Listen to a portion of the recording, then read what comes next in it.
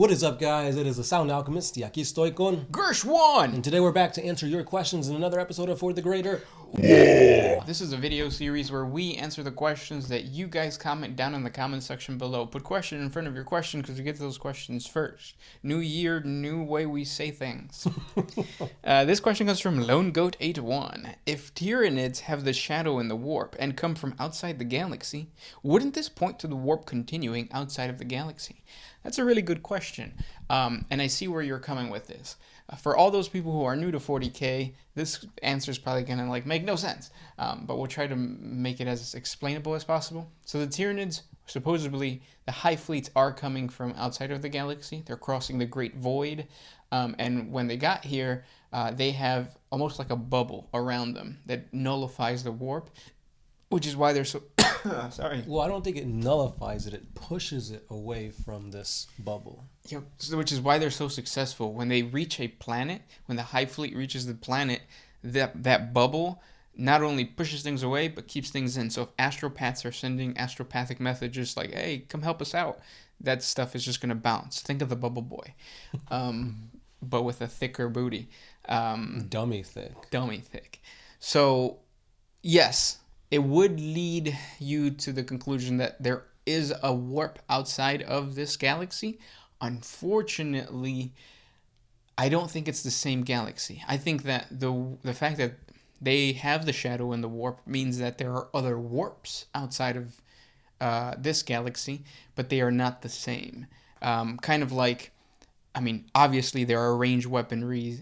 Ranged weaponry exists outside of this galaxy because the Tyranids have guns. Obviously, they have poison, all the things that they adapted to are something that's universal. So I think the warp is universal, but not this warp. So maybe in the Milky Way galaxy, because it is an alternate dimension, that alternate dimension is not the same dimension as the next galaxy. Otherwise, we would see beings from other galaxies entering the Milky Way galaxy, which we don't. We don't see that. Right. Because it's different, because obviously we've at least heard about beings being able to leave, such as the old ones, but maybe they can't come back. Maybe it's a thing with this specific galaxy. You can only enter, but you can't leave. Mm-hmm. So who knows? Yeah. But yeah, that is something it would make sense, because you would think that, the Tyranids are coming and they're such an apex predator that they adapt to their surroundings. But I think that's the whole warp thing, is because of them entering this galaxy. They're adapting to this galaxy's warp, not to where they came from. Oh, yeah, that's another possibility. That adaptation happened when they first came in. And there's rumors that the Tyranids have been trying to come into the Milky Way galaxy since, our current day. Yeah, so like the Loch Ness Monster, dinosaurs. The reason why we have, dragons and, stuff in mythology is because of Tyranids. Yeah, so it could just be a slow adaptation, and they finally got here, and they're, okay, let's deal with it. Right. Same thing is, on Fenris, the Kraken are believed to be remnants of a Tyranid, force. Yep. So yeah, this might be the second time, or the second go around for the Tyranids on trying to conquer the Milky Way galaxy. Maybe the old ones, before the War in Heaven fought them. Who knows? Mm-hmm. But then that's just theory crafting and stuff. And then another thing I was gonna throw in there, just or another point, is if it is something that exists in another galaxy and they have access to coming into here, wouldn't it make more sense for the Tyranids to adapt into controlling that and using it as a highway? So instead of them crossing the Great Void, shouldn't they just use the warp from another galaxy to pop up into this galaxy? Kind of like that. But I think that would make them too strong, so it probably won't be written that way. Yeah, they could just pop in no, and they're in the middle of Terra. Yeah, they could just jump planet to planet without actually having to travel. Yeah, which is why there has to be some type of disconnect between or the warp in the Milky Way galaxy and any other warp in any other galaxy. Next question. This one's by Din Tran. Since wolfen are pretty much werewolves in a sense for space wolves, would there be any other animalistic fusions for the Space Marines or other races, such as werebears or anything of the sort? The Blood Angels, the Red Thirst, is supposed to be vampiric. Mm-hmm. And there have been some, I think they're homebrew chapters that kind of, when they get hit by the Red Thirst, and instead of doing like the Black Rage and just pretend or thinking that they're in the 30K world, they actually become like animalistic and like bat-like. I've seen that, but I don't think it's canon. Right. There's also conversions for like demon princes, such as like night lords becoming more bat-like because of like the whole Batman thing with like Conrad Kurz and all that. Yeah. And then obviously you have like the Black Dragons. So they have protrusions coming out, not just from like their arms, but also the forehead. So yeah, they get like horns and like bone claws and stuff like that. It's not a specific animal, but it is like a demon-like thing. And that's about it that I could think of. Yeah, everything else is kind of like reserved for like salamanders. They have their like drakes, but they're not really dragons. Right. But they don't actually get these traits. But yeah, I think the closest thing would be like the Blood Angels and the Space Wolves. Since we have been doing like homebrew chapters every weekend, or we will start doing it every weekend, it would be interesting for you guys to come up with a fan chapter that does like connect to some type of old school scary story. Because it is like the werewolf, the vampire, but maybe it would be cool to have like a homebrew chapter that kind of turns into the, what is it, the swamp thing? Like doing something like that. That'd be kind of fun to try to mold into a chapter. Maybe mummies. Mummies, that would be kind of cool. Daddies. Hey, Slanesh. Next question. This one is once again by Din Tran. Since the Elder gods, or Eldar, not Elder, since the Eldar gods were broken into pieces, can Eldar collect the shards and fuse them to make them whole again? Like, is the Avatar of Cain do a fusion dance to create a bigger Avatar of Cain with another Avatar of Cain? So I think you're mixing up the Catan and the avatars. Yeah. So avatars are not the splitting apart of Eldar gods. They're just used as a conduit of their energy. Because in no way, shape, or form is an Avatar of Cain as strong as the god Kala Cain. Which can be seen throughout every instance of the Avatar's lore. They get their butts whooped every single time. Yeah, if an Avatar of Cain gets summoned, it's just summoned to get destroyed by another character. Yeah. So, and the thing with the Catans is those were star gods that got fractured. So those do actually fuse to create a stronger god, just not the Eldar. Yep. So when you think of the Catan, you should think like those are real world gods. They were parasites that consumed stars. Whereas like the Eldar gods are mythological and connected to the warp.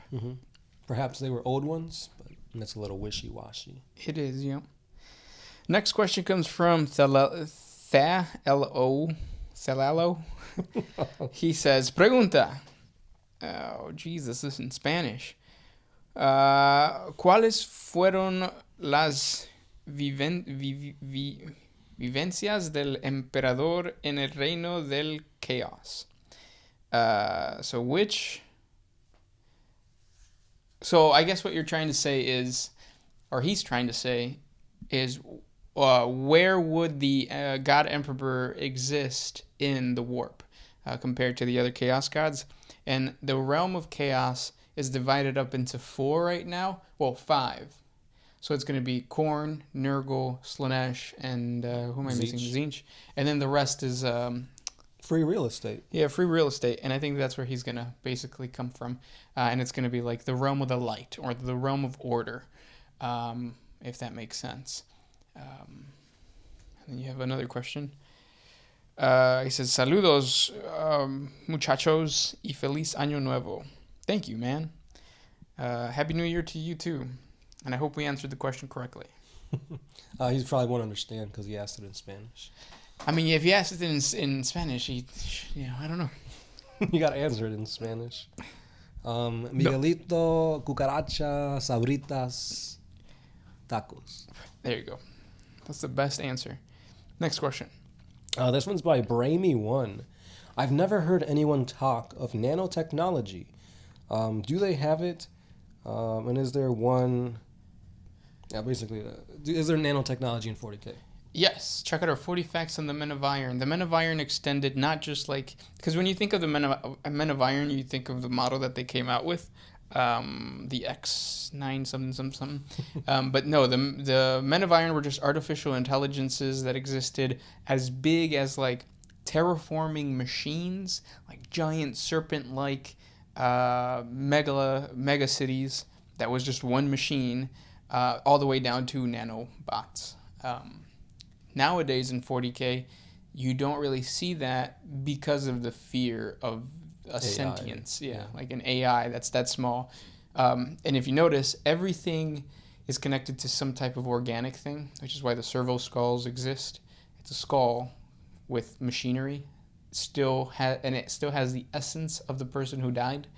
Same thing with servitors, but there's nothing in the world that is biologic. Well, there is things that are biologically that small, but they're not going to put like a machine in one of those. What are they called? The bear things, the ones that look like a uncircumcised penis. Water bears. Yeah, those things. Mm-hmm. But yeah. And look up water bears. And then I guess you could just say nanoscarabs. Mm-hmm. That the Necrons do have nanobots in their living metal. This question is by Where King. Here King, there King. Would Bridget be in the Sisters of Battle, or would she be a saint to the Emperor? I think she would be both. She would be part of the Sisters of Battle, and she would be a living saint. Because that's what Saint Celestine is. Yeah, she's both. I could see the model already. Whew. Dummy thick. Next question. This one's by Kyle Scogan. So I got a question. What if the Emperor somehow came back? Would the current powers try to keep him locked away, or would they dispose of him to keep their power? They would bow down, because he would slay. Yeah, I'm pretty sure that most of I'm pretty sure Terra would just bow down to the Emperor. Yeah. There's no way they could keep that hidden, because his resurrection is bound to have some like psychic backlash or awareness. And on top of that, you have the Custodes protecting him. So I don't see like the High Lords being, oh, he's alive, kill him. The Custodes are right there. They're going to have his back. And then it all depends on how he comes back, because if he comes back in his debilitated state, the Adeptus Custodes will take care of him. Mm-hmm. But if he doesn't, if he comes back and he's just like, boom. In his prime. Then, I mean, nobody could kill him before. Why would they kill him now? Yeah. It would be like civil war in other places, but not like Terra, the Soul System, all that kind of stuff. Until the Emperor gets there with his new Great Crusade. The new old Great Crusade. Next question comes from... Irridator 1982. Hola, caballeros. Since the Tyranids are so bio and everything, why has there been no attempt to induct a genetically engineered virus or something into the Hive fleets? Your content is absolutely great. Love it. There has been. So, the very first ever Hive fleet that showed up, there was a Adeptus Mechanicus biologist, I think he's called, or xenobiologist. Xenologist. That gynecologist? That actually collected some gene stealers that they found on a Space Hulk, I think. His name was Inquisitor Arkham. So he wasn't an Adeptus Xenologist. He's an Inquisitor. That's funny. Connection in the brain. And then he took that and he's been experimenting on it. He hasn't created the virus for it yet. Because the big fear with Tyranids is that they're extreme adapters. So if you introduce a virus, they're just going to take that virus and switch it up on you. Mm-hmm. Be like, well, you were trying to give us the flu, now we're going to give you the Tyranid flu. But anyways, that Inquisitor ended up using the Gene Stealer brood, shot it into the...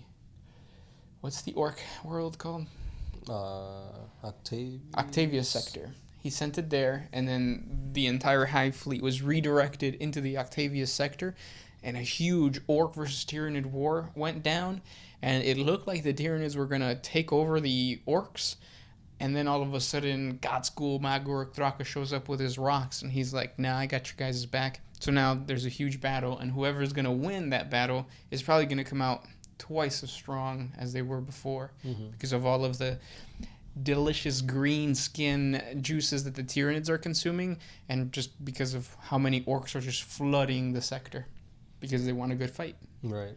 Another awesome instance of this is when Farsight and his enclaves, they were on like a planet trying to do like technological advances and stuff, but then the Tyranids attacked, and then they were trying to hold off as long as possible because the scientists of the Earthcast were trying to create a special strain to shoot at the Tyranids, because after fighting this specific fleet of Tyranids for so long, plasma weaponry was almost becoming completely ineffective.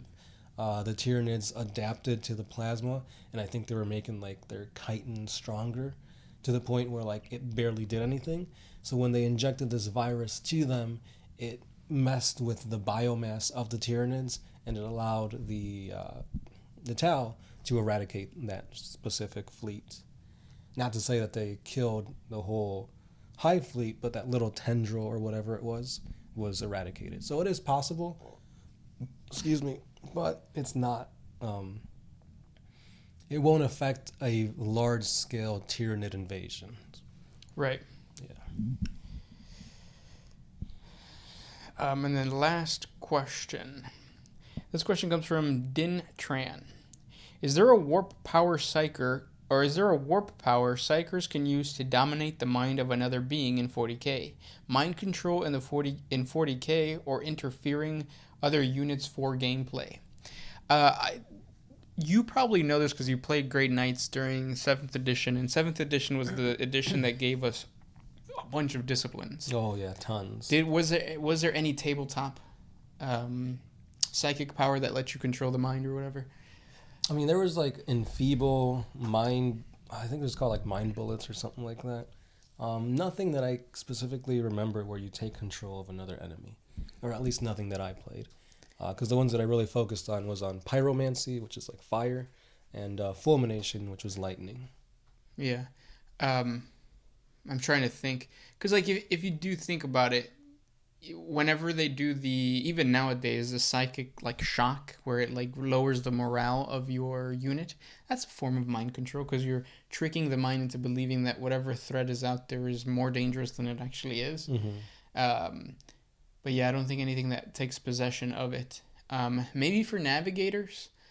So check out our 40 facts on the navigators. Mm-hmm. We go over their powers. I don't know if they can do that though. Right. Because that is a very strong ability to take your opponent's characters. Because in, I think, 7th edition, the Necrons had a Mind Shackle Scarab, where if you hit your enemy, you essentially took control of that. And let's say you hit a like Tervagon. Now you could use that Tervagon to attack the enemy. And it was such a powerful tactic that they actually had to like nerf it. And I don't even think Mind Shackle Scarabs are a thing. And if they are, it's like completely different than what it used to be. Yeah, so it's a tough thing to include into the tabletop. Right, because the balancing issue is... Mm-hmm. But I'm sure you can twist it in the lore, because it has existed in the past. Mm-hmm.